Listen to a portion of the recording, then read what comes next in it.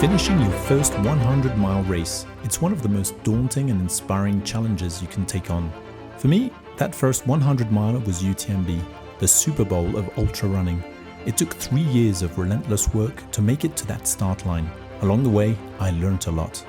In this video, I'll walk you through the key lessons I wish I'd known, especially for back-of-the-pack runners just trying to get to the finish line. And if this helps you on your journey, don't forget to like and subscribe.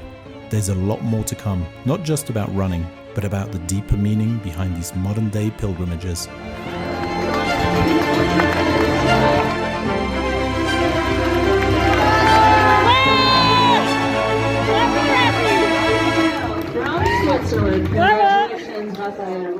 So, what is it that I would have wished to have known before starting my first ever ultra race? Well, I get a lot of questions on that point, and this is a video I was thinking of doing for quite a while because I think a lot of people are asking themselves the same question as we go on to our quest towards maybe UTMB as a big, hairy, audacious goal. And therefore I wanted to share some of the insights that I developed over the years, which would have greatly helped me from the start had I known them from the beginning. As I sifted through many of the videos of people who share a lot of advice on ultra running and preparation, many of them are way beyond my level of fitness and training and performance. And sometimes I felt a little bit disconnected from that kind of advice because I just didn't have the time or the lifestyle or the family setup which enabled me to be able to train in the way that these individuals advise. And even though those advices were fantastic, they often didn't meet my constraints in terms of lifestyle. And therefore, one of the points that I think is important to share with you guys who are probably trying to finish an ultra race or finish your first ultra, which is generally my objective when I go into these races. As I mentioned in previous videos, I don't see them as a performance race and rather a pilgrimage and an adventure on which I go on. And therefore, starting with setting your objectives and what you want to get out of the race is a critical element. And so I will use that benchmark of just being able to finish the race as the main objective as I share this information with you. And what I found out is that I needed around 10 hours per week on legs to be able to envisage finishing an ultra race. And a good comparison, especially now that I live in the Bahamas, where there's absolutely no elevation and many of the ultra races do have elevation. I wanted to share a little bit how that training looked like to give you hope, especially those who don't have the elevation just like me. And I thought it would not be possible to actually do such a race with elevation when I'm in an environment where my training doesn't enable me to have that training up and down these mountains that I used to have back in Switzerland. And so what I found out that works really well, especially in the races I did, Kodiak 100 miles, and then the Argentina Ushuaia race, which had a lot of elevation and a lot of technical sections. My training enabled me to get through those races quite well, finishing actually in the middle of the pack, which was not an objective in and of itself, but it shows that it gives hope despite the constraints of the environment. And so I based my training plan on doing 10 hours per week of training, trying to get as close as possible to around 100 kilometers of flat training. And this was mostly base training. I didn't do any intervals. I didn't do any anaerobic training. I was basically doing a lot of base, so in the lower heart rate zones. Then maybe a couple of aerobic sessions just to vary the sessions because they can become a little bit boring, especially if you don't have a great network of roads and trails on which you could train on. I just have one gated community loop which I go on just to vary a little bit the training. I would do a couple of aerobic sessions, and that will take me on to the next point in a bit, the importance of Strava. But just to finish on the training aspect, I was doing 100 kilometers, around 10 hours a week, between 10 and 12 hours maybe if I could find the time. Getting up early most days before going to work, so getting up at 5 o'clock in the morning, doing those sessions between 5 and 6:20, something like that. And that's when I had most of the freedom to be able to do my training, because once the day kicks off, then it gets quite crazy. You got to get the kids up, you got to take them to school, then you got to go to work, and then lunchtime, sometimes you can't always guarantee that you'll have time to be able to get your training session in. And then in the evenings, pick up the kids from school, get them the foods, get them ready for bed. It eats into your time. So I found the mornings as the best moment to get in my training sessions. And then in the evening, well, I would have to sacrifice any Netflix time or any dinners out. I would go to bed quite early at around 8:30. So that's in addition to strength training. So I would try and also slip in whenever I could on lunch breaks. And as I said, you can't guarantee every lunch break to be free, depending on professional commitments and family commitments. But I would try and get in at least 3 times a week a strength training effort. And that is something that I completely underestimated in my earlier days whilst I was training for my first 100K races, is to have extremely strong legs. I mean, now it kind of seems obvious, but I must admit that I totally underestimated that when I started running. You need strong legs, and I remember back in the days I used to have knee pain, IT band issues and the sorts, and this was just because I was not doing enough strength training and I wasn't doing enough stretching. So these are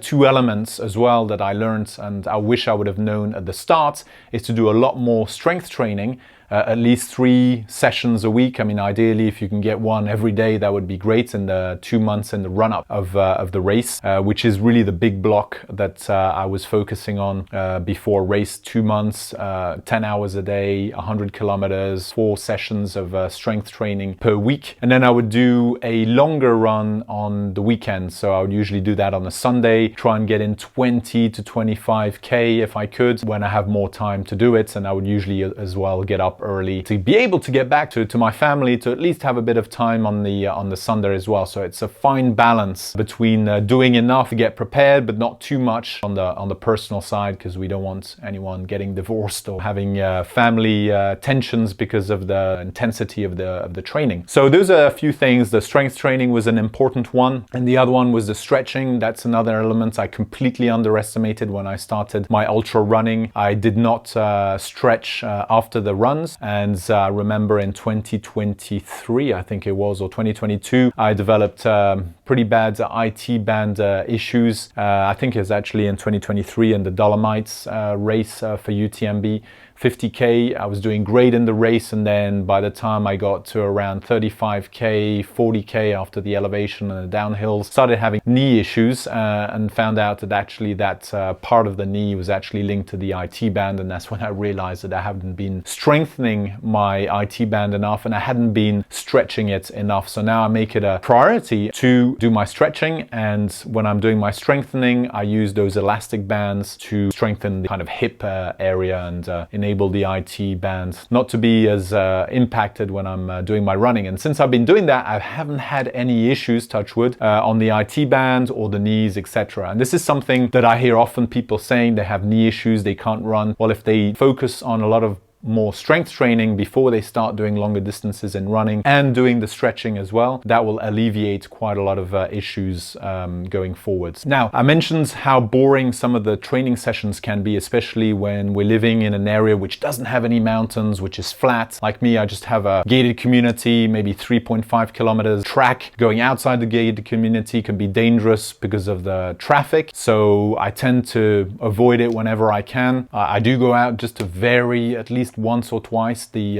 hamster wheel, as I call it. But what I found really cool is Strava, to get a little bit more spicy training sessions by looking at the different segments that you can do a personal best on, and get onto the podium and share your training with friends and family, etc. And I didn't use Strava at the beginning of my ultra journey, and I must admit, since I've been using it, it's made my training a lot more fun to be able to share what I've been doing, see my friends, what they've been doing, and try and get on those podiums, on those different segments, and really try and push you a little bit more than you would maybe do if you were just doing it on yourself, sort of little corner. Here it's a much more social dimension. I'm sure a lot of you probably already use Strava, but maybe you could use it more. It definitely adds a lot of depth and a lot of fun to sometimes trainings which can be pretty boring. So Strava brings me on to another point, which is the importance of the watch.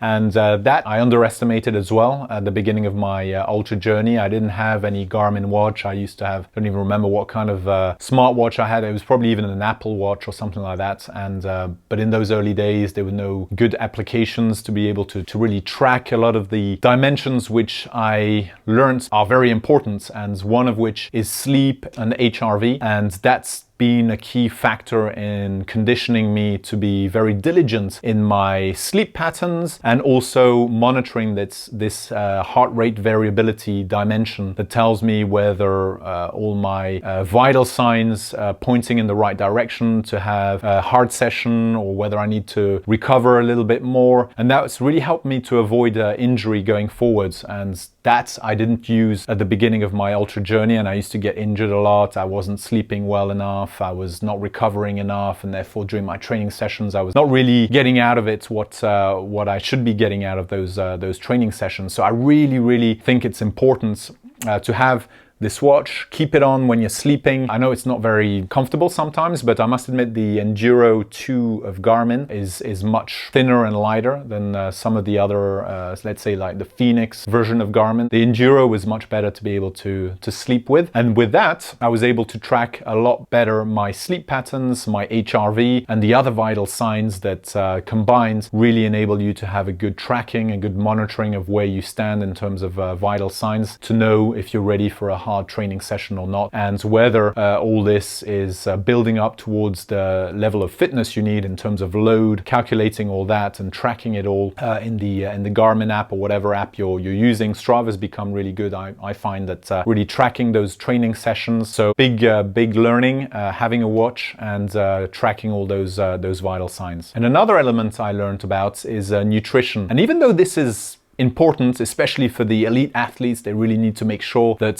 whatever they eat is consistent with their body and with their training plan, and a kind of methodology or theory around that. I was trying to follow something similar, and I was at some point following the keto diet, but I found it to bring so many constraints in a family life where you just got to go with whatever's being cooked for the family, and I was trying to cook other stuff for myself. It was creating tensions, and it just complicated the whole thing. But nevertheless, I stuck to that very disciplined plan and diet for UTMB, thinking that was going to really be a game changer for me. And yes, I did lose some weight. I was gaining a bit of muscle, and I did perform well because I finished the race, and that was my objective. But since then, I decided to completely change my approach, not focus so much on what I'm eating. I mean, obviously, I'm not drinking Coca-Cola every day or eating chocolate every day. And I mean, there's a minimum of logic and common sense in what you eat. But what I mean is having to follow an extremely constraining and detailed diet with a clear menu, and that really forces you to go way out of your way to be able to cook. I just follow now my normal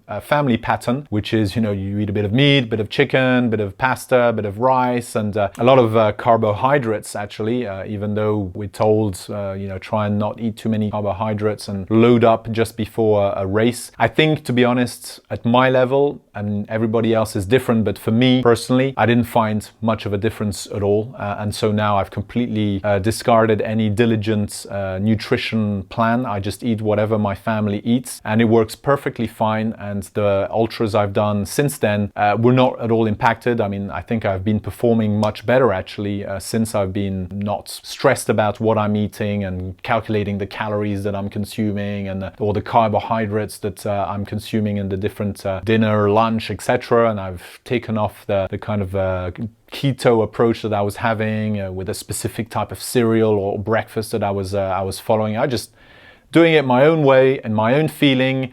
And since then, that combined with the training I mentioned and the strengthening, I haven't really been injured at all, much less than I was previously when I was much more focused on my diet. I mean, whether it's causal or not, I don't know. But anyway, what I mean is that it had zero impact on my performance. So I would have liked to have known from the start that this nutrition aspect, I think, is overestimated for a lot of us runners who are running, in the back of the pack, just trying to finish the race. And the nutrition really becomes a game changer when you're really reaching for those top spots and you're more of an elite and you're really fine tuning like a Formula One car, those small details details, but at our level, to be honest, for me anyway, that I'm far from that, and I don't really need to do that fine tuning. I just have to get the 80-20 rule, you know, get 80% of the preparation and 20% of my time. And if you can get that right, and if your objective is just to finish, then that's already a good start. Don't complicate your life too much, especially if you have a family, kids. That's already, you know, a big chunk you gotta manage. So if you have to add another layer of complexity with nutrition, you're just gonna burn you out. And now more in terms of specificities for the race. One thing that I would have wished I knew from the start is the UltraPacer website. So this is a really good website that I've been using more recently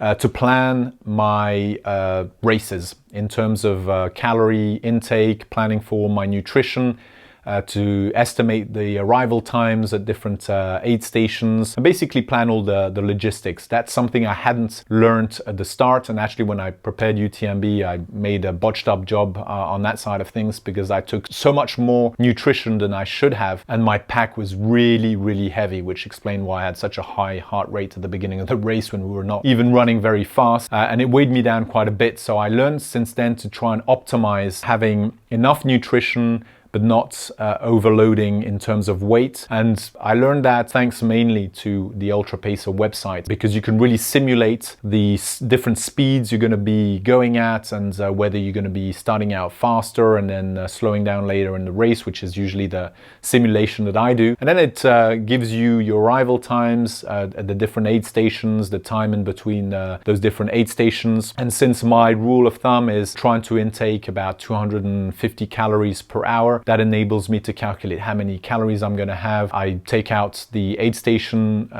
points where I simulate, you know, probably an intake of around the same amount, 300 calories in those aid stations, and then it enables me to backward engineer how many calories I will need to take with me, and therefore select the right products to be able to take with me. And since I've learned that, I've been able to optimize the weight of my pack so that I don't go out too heavy. So UltraPacer website, really great website. Go and check it out. You can play around with it. It has a lot of things you can fine tune to make the simulation as realistic as possible. And it has already in its memory a lot of other races throughout the world, which you can leverage from, but you can also upload your own GPX track. So if the race is not there, you can upload it, and you will be able to play around with that simulation and backward engineer what nutrition you need in that race. So that was definitely a great learning that I wish I knew when I started my ultra journey. Now, on the more practical side of things is the use of crampons. And these are crampons not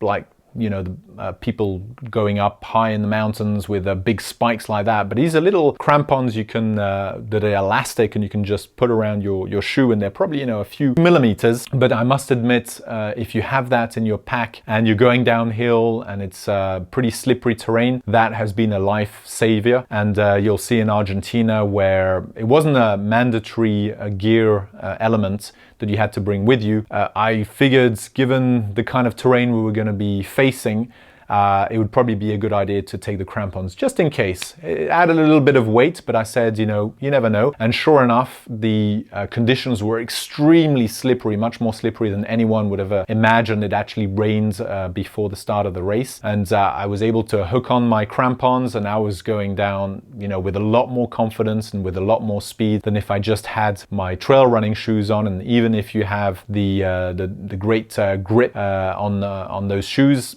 the crampons definitely make a huge difference. So unless you're in a very dry race, you know, you're not going to be facing any slippery conditions, and you're guaranteed there will not be any slippery conditions, I would recommend bringing them with you if you're uncertain, because it will definitely help.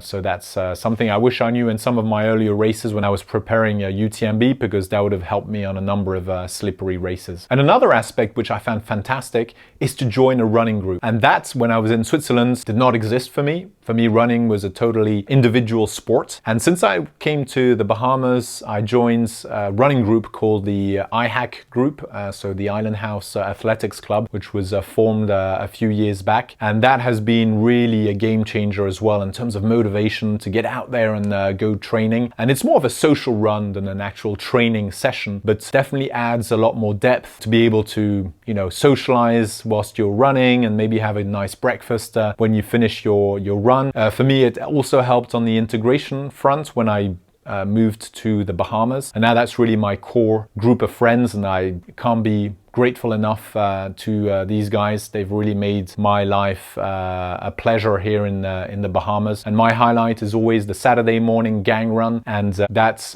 something that I would recommend you to do if it's not already the case. Join a running group. I've heard in Europe there's a lot of these park runs as well. But if you can create your own little group of friends and tight-knit community to go out and run every Saturday, it really forces you to be disciplined as well. Maybe not go out and have too many drinks on the Friday night or the Saturday night, so that you're nice and fresh early in the morning to go and run with them. And this is what we do. We do it at 6 o'clock in the morning, so that one, it forces us to be disciplined the night before, but it also enables us to still have much of the day ahead to spend with our families or to do our relevant commitments for the rest of the weekend. It's definitely a great way to meet people. It's a great way to get you out there running as well, and to look forward to something as well, because as we know, it's not easy to get out there and run. I've never enjoyed running, but it definitely strengthens the mind. It prepares you for these ultra races. It is the physical preparation for sure. There's the mental preparation as well, but it's also a much deeper strength in you that needs to be developed. And that's when a lot of these more social and communal dimensions that go beyond just the running aspect can really help you get through the most difficult challenges, which is in the training, getting up, going out for that early run, or in the depths of a very difficult ultra race, something to hang on to, which really drives the best out of you. So these are a few of the tips off the cuff to give you an idea of what I would have liked to have known before I started my ultra journey. For those who are starting on this journey, hopefully this will help you fine-tune your training and leverage this as early as possible, so you don't have any injuries, to stay motivated and going with the right equipment, and maybe not over-engineer when you shouldn't be over-engineering something. So hopefully I'll be seeing you on the trails, and keep up the great work.